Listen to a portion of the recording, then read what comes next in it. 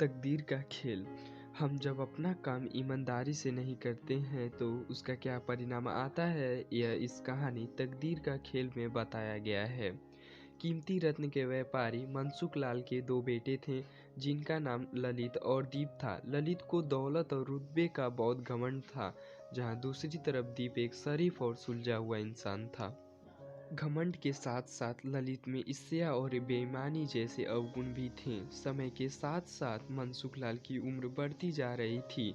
ऐसे में उनके दोनों बेटों ने कारोबार में पिता का अधिक से अधिक हाथ बटाना शुरू कर दिया था। कुछ समय के पश्चात मनसुख लाल चल बसे और कारोबार का पूरा भार ललित और दीप के कंधों पर आ गया। बड़ा भाई होने के नाते ललित ने व्यापारिक फैसलों में अपनी मर्जी चलानी शुरू कर दी।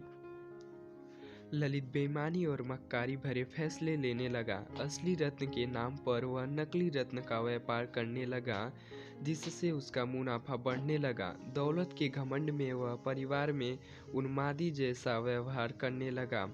दूसरी तरफ दीप को शुरू में ललित की बेईमानी का पता नहीं चला, लेकिन जब उसने उसके व्यवहार में परिवर्तन देखा तो पूरे माजरे को समझने में उसे ज़्यादा देर नहीं लगी।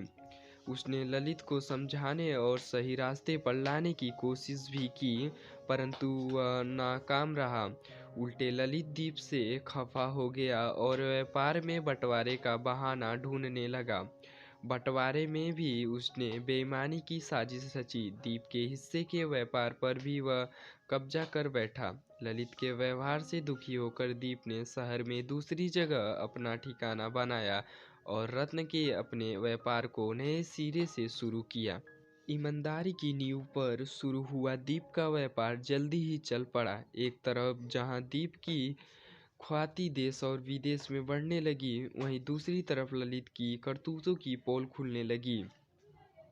नकली रत्न के व्यापार के कारण रत्न बाजार में ललित की साख को जोरदार धक्का लगा और उसके व्यापार का दायरा सिमटने लगा। अतः नौबत यहाँ तक आ गई कि ललित को धन के अभाव में अपना घर, दुकान, सामान तक बेचना पड़ा।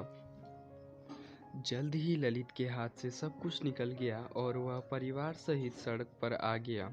अब ललित को अपने किए पर पछतावा हो रहा था, परंतु उसकी तकदीर ने जो खेल खेला था उससे आसानी से पीछे आना उसके लिए संभव नहीं था। दूसरी तरफ दीप अपनी ईमानदारी और मेहनत की बदौलत रंक से राजा बन गया था। जब ललित की बदहाली की खबर दी तो उसे बड़ा दुख हुआ। पुरानी बातों को भूलकर वह भागा भागा अपने बड़े भाई ललित के पास पहुंचा और ललित के लाख मना करने के बावजूद भी उसे परिवार सहित पास ले आया।